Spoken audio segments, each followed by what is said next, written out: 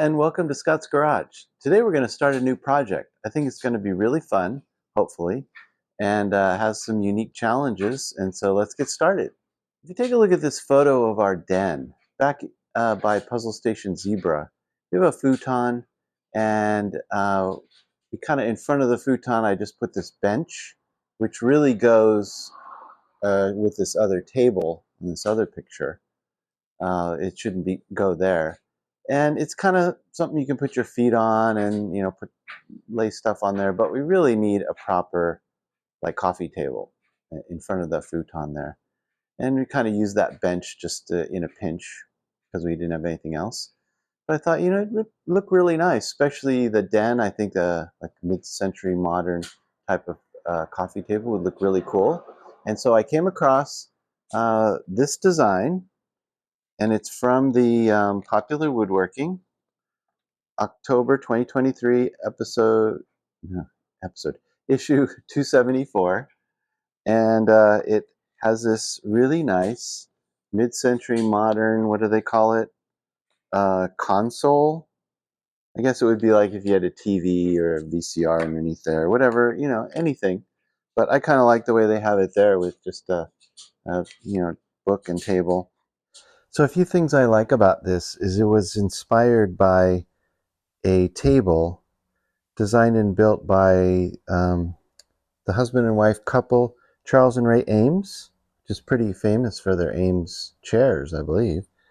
And it's a mid-century modern, but they call it a surfboard coffee table, originally from 1951. So I think that's pretty neat.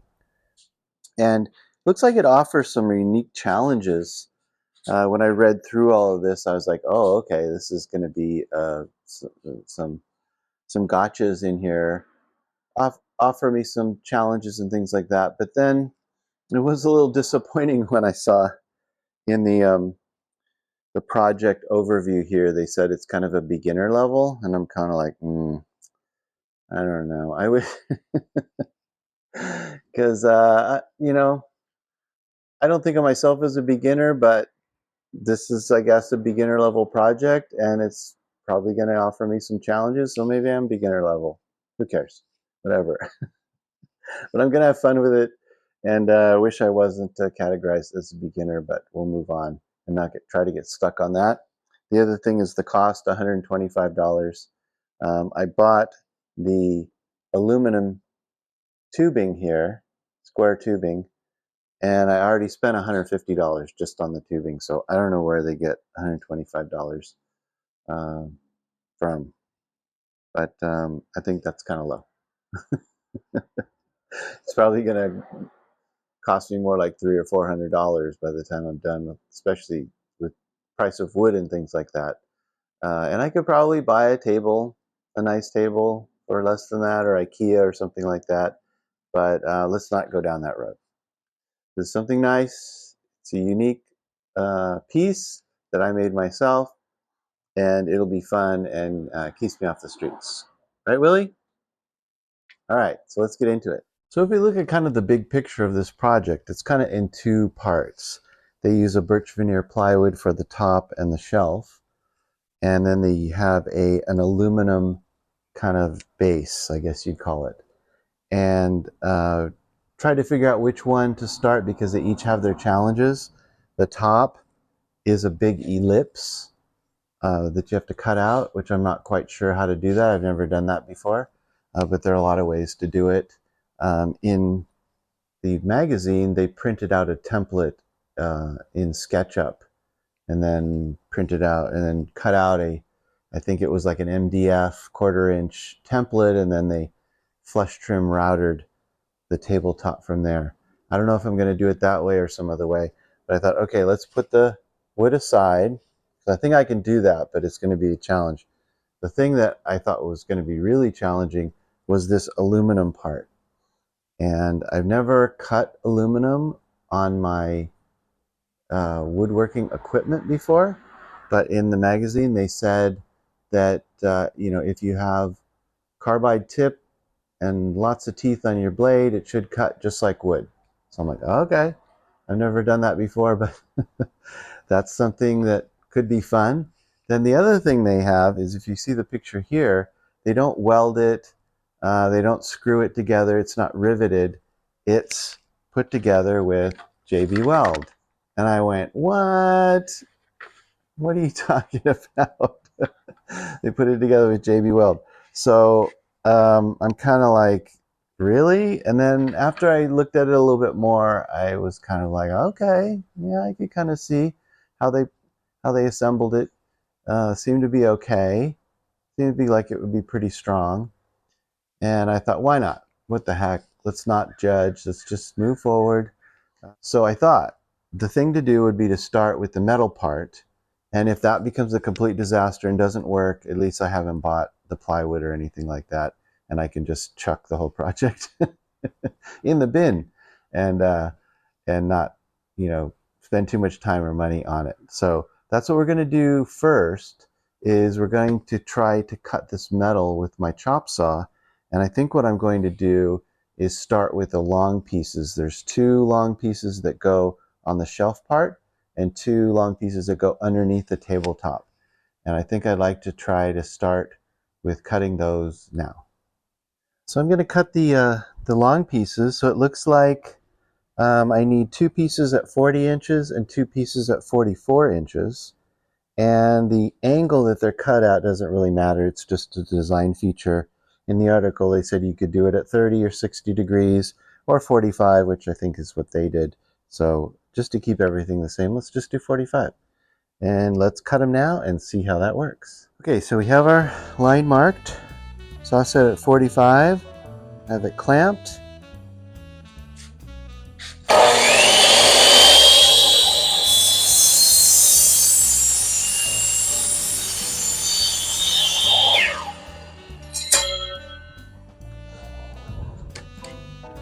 That really seemed to cut nice. Huh. A little deburring, and I think that should be okay.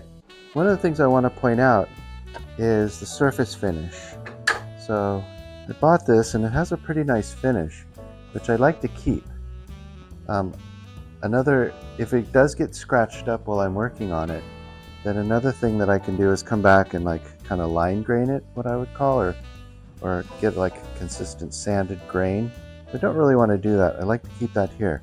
But notice all of the little pieces. So if I set this down on here again, it's going to imprint those little chips right into the wood, and then right into the metal, and it's going to scratch it up. So I have to keep everything really, really clean. So what I'm going to do now is just kind of deburr this a little bit. I think I might start with just a sanding block, not too much, just to try to knock off the burrs. I don't want to get too crazy with my sanding. And then kind of internally, just maybe something kind of like this, and knock off these pieces. You can almost just kind of knock them off with your finger. They're not really that sharp, but just to kind of clean this up. And then what I'm going to do is cut the other side, and then I'll match this piece with another piece, and then I'll have my 2 40s cut, and then I will cut my 44s.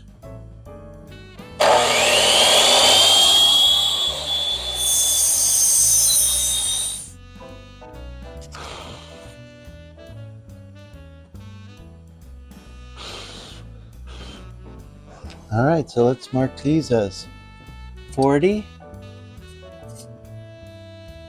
And we'll cut our 2 44s now.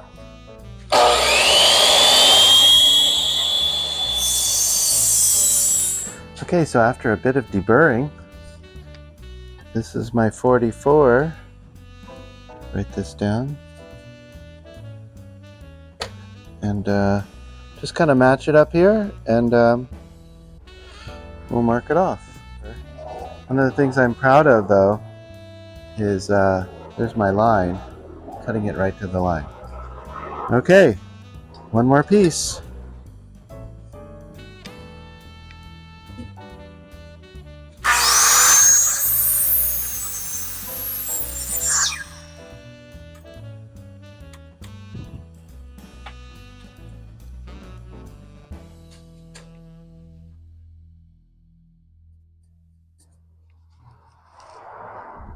So now what I'm going to do is cut the squares out. So I have the two stretchers for the two top, two bottom. And then I'm going to, if you look at the diagram here, cut out the 4 12s and the 4 14-inch pieces that make the square ends. We'll do that right now.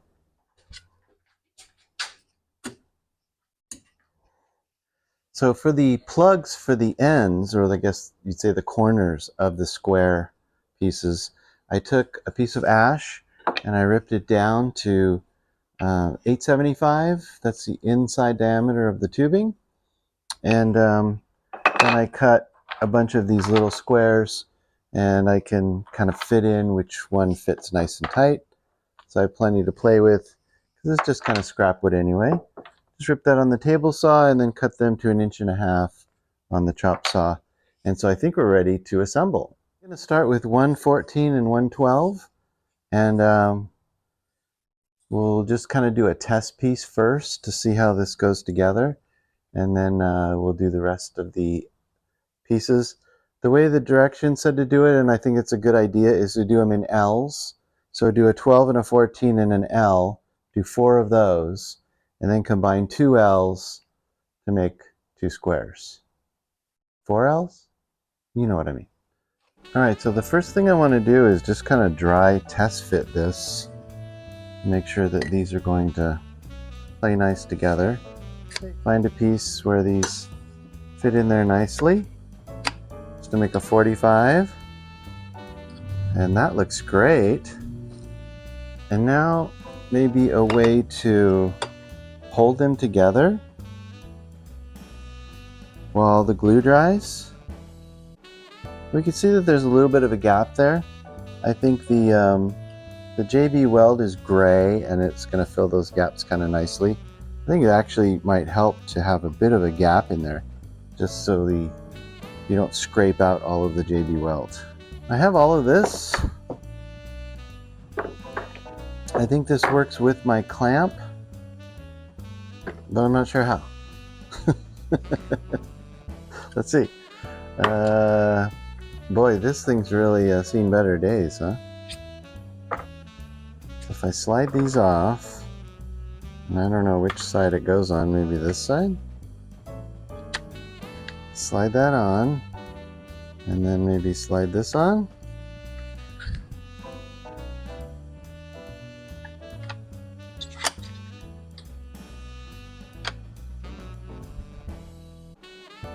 Wow, that's pretty neat.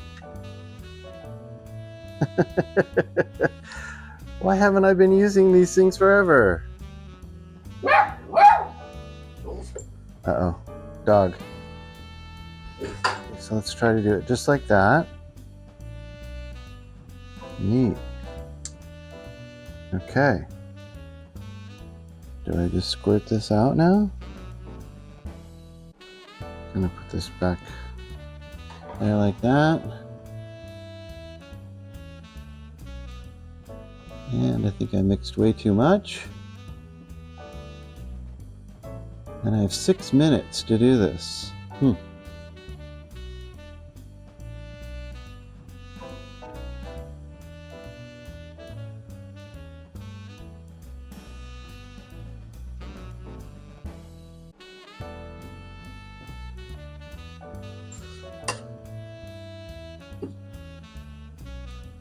Ugh!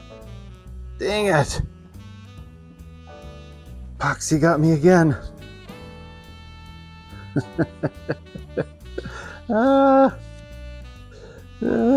help. More paper towels. Okay. So now, we put this here. And try not to get my hands and stuff and this freaking epoxy, man. Okay. And we'll do this.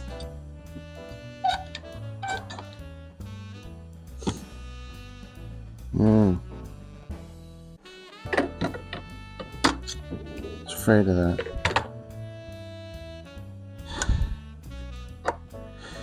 it's kind of like the tighter I do that clamp, the more it like pulls it apart almost.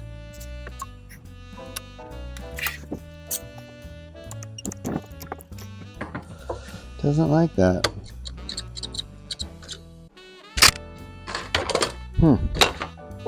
It's afraid of that. Doesn't want to like keep it just pushed together like that.